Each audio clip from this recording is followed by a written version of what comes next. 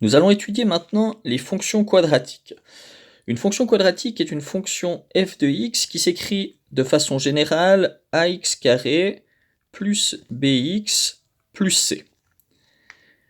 Première constatation intéressante qu'on peut faire, c'est que si on représente graphiquement une fonction quadratique, eh bien, ça va nous donner une parabole. Voici un exemple de fonction quadratique. Ici, on a f de x égale x carré.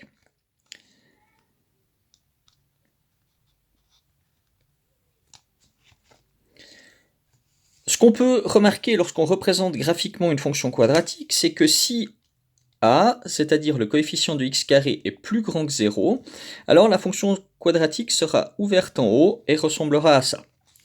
Si a est plus petit que 0, alors notre fonction quadratique sera tournée dans l'autre sens et ressemblera à ça. Après, notre fonction quadratique, elle va couper l'axe horizontal, soit en un seul point, comme dans cet exemple ici, soit elle va le couper pas du tout dans l'exemple bleu ici, soit elle peut le couper deux fois dans l'exemple orange ici. Donc là, on a trois exemples de fonctions quadratiques. On voit que la bleue ne coupe jamais l'axe des x, l'axe horizontal. On voit que la verte coupe une seule fois l'axe des x horizontal, et l'orange, elle coupe deux fois l'axe des x. Ces intersections avec l'axe des x, ce sont les zéros de la fonction. Donc pour les trouver, ces zéros de la fonction, on doit résoudre l'équation f de x égale 0. Donc ça nous permet de trouver des points intéressants de la fonction. Donc, premier point intéressant que l'on peut chercher,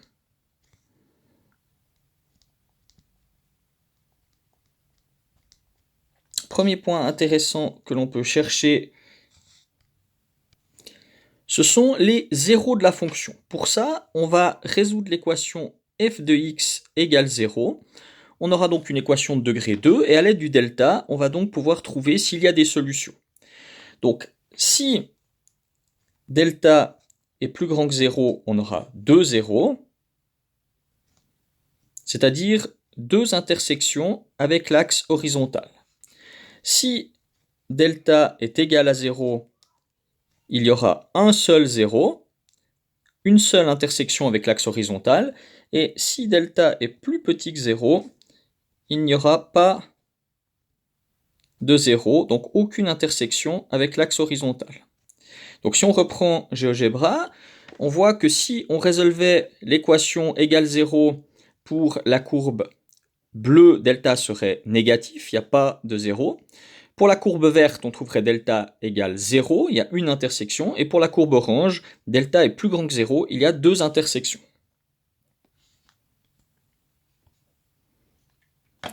Donc ça nous permet de trouver des points intéressants donc en résolvant l'équation f de x égale 0. Autre point intéressant à trouver, c'est ce qu'on appelle l'ordonnée à l'origine. Donc l'ordonnée à l'origine, c'est l'intersection de la courbe avec l'axe y. Pour ça, pour trouver cette ordonnée à l'origine, on va calculer f de 0. Ça veut dire qu'on va remplacer x par 0 dans la fonction ax carré plus bx plus c. Et ça nous permettra de trouver l'ordonnée à l'origine. Donc si je prends l'exemple sur GeoGebra, on voit que pour la bleue, l'ordonnée à l'origine, c'est le point 0,4, le point de coordonnée 0,4. Pour la fonction verte, c'est le point 0, 0. Et pour la fonction orange, c'est le point 0, 2. Dernier point intéressant que nous allons voir ici, c'est le sommet de la parabole.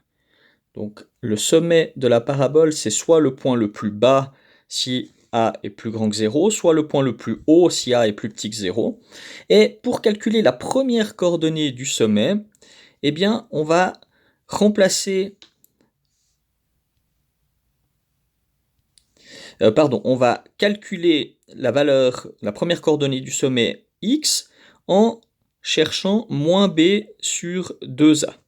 Donc, en reprenant les coefficients de la fonction de départ à x carré plus bx plus c, en calculant moins b sur 2a, on obtient la première coordonnée du sommet. Et pour trouver la deuxième coordonnée du sommet, la coordonnée y, eh bien, on va remplacer dans la fonction f x par la valeur obtenue, donc par moins b sur 2a. Prenons comme exemple f de x égale x carré moins 3x moins 10. Donc c'est une fonction quadratique, sa représentation graphique sera donc une parabole, et on aimerait représenter ça graphiquement, donc on va chercher un certain nombre de points utiles. On pourrait évidemment faire un tableau des valeurs en remplaçant x par plein de valeurs différentes pour calculer les points, les coordonnées des points du graphique, mais c'est certainement avantageux d'essayer de chercher quelques points particuliers. Donc, premièrement, on va chercher l'ordonnée à l'origine, qui est facile à trouver. Donc, premièrement, l'ordonnée à l'origine. Donc, elle, on l'obtient simplement en remplaçant x par 0. Donc, on calcule f de 0, c'est-à-dire 0 au carré, moins 3 fois 0, moins 10, ce qui fait moins 10. Donc, on a un premier point intéressant du graphique qui sera le point 0, moins 10, qui est donc l'intersection de la courbe avec l'axe y. Deuxième point intéressant, on va chercher les zéros de la fonction, pour autant qu'ils existent, puisque ça dépend du delta, ça dépend si cette équation x carré moins 3x moins 10 a des solutions. Donc on doit calculer f de x égale 0, donc dans notre cas, x carré moins 3x moins 10 égale 0. Si possible, on va factoriser ce polynôme plutôt que d'utiliser la formule, ça ira un peu plus vite. Ici, je dois donc trouver deux nombres dont le produit fait moins 10 et la somme fait moins 3. Donc si je réfléchis un petit peu, je vois que si je prends moins 5 et plus 2, eh bien ça va fonctionner. Donc ça revient à chercher x moins 5 fois x plus 2 égale 0.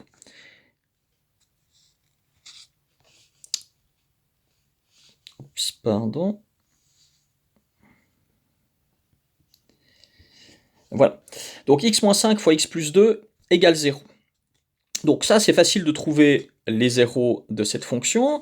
Il faut donc trouver quand est-ce que la parenthèse x moins 5 s'annule, quand est-ce que la parenthèse x plus 2 s'annule, et on trouve facilement les solutions. Les solutions de cette équation, c'est donc moins 2 et plus 5. Ce qui veut dire qu'on a trouvé deux points supplémentaires intéressants du graphique de la fonction, c'est les points moins 2, 0 et 5, 0.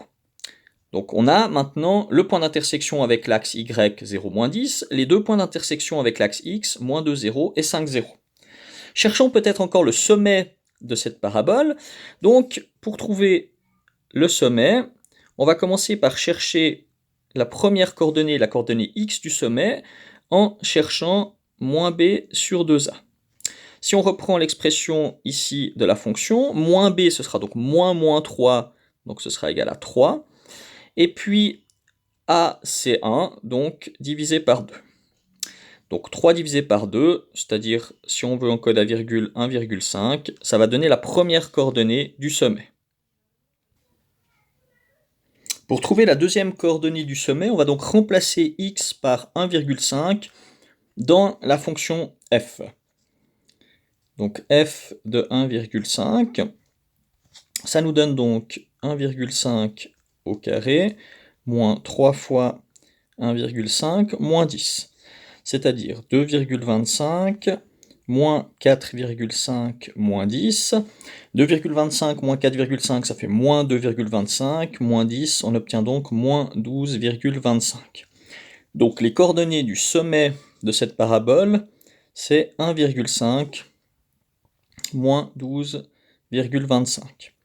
Donc voilà, ça nous fait déjà 4 points de la parabole qui sont connus, et maintenant on pourrait en chercher encore un ou deux autres si nécessaire pour représenter graphiquement cette parabole. Donc par exemple, on pourrait chercher encore, alors on a déjà f de 0, on a f de moins 2, f de 5, on pourrait par exemple chercher f de 1. Donc si on calcule f de 1, on remplace x par 1 dans la fonction f de x, on obtient donc 1 au carré moins 3 fois 1 moins 10, ça nous donne donc 1 moins 3 moins 2, moins 2 moins 10, moins 12. Après, étant donné que le sommet est en 1,5, il y a un axe de symétrie qui passe par le sommet. Donc si on a f de 1, on peut en déduire directement que f de 2, puisque l'axe de symétrie passe par x égale 1,5, f de 2 sera égal à f de 1. f de 0, qu'on a calculé avant, qui valait moins 10, sera égal à f de 3. Et ainsi de suite, on peut donc comme ça chercher un seul point et retrouver directement le symétrique de l'autre côté. Si on regarde maintenant sur GeoGebra ce que ça va donner, on obtient ceci.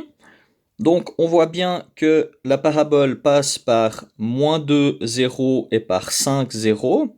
Ce sont les zéros de la parabole. Elle coupe l'axe des y en moins 10, l'ordonnée à l'origine, et on a notre sommet en 1,5, moins 12,25. Et comme remarqué avant, on voit bien que si on prend ici x égale 1 ou si on prend x égale 3, on obtient la même chose. X égale 0 ou x égale 0 et x égale 3. Pardon, c'était si x égale 1 et si x égale 2, on a la même chose. Si x égale 0 et si x égale 3, on a la même chose aussi pour la fonction, et ainsi de suite. On a donc bien un axe de symétrie qui passe par le sommet, donc qui passe par x égale 1,5.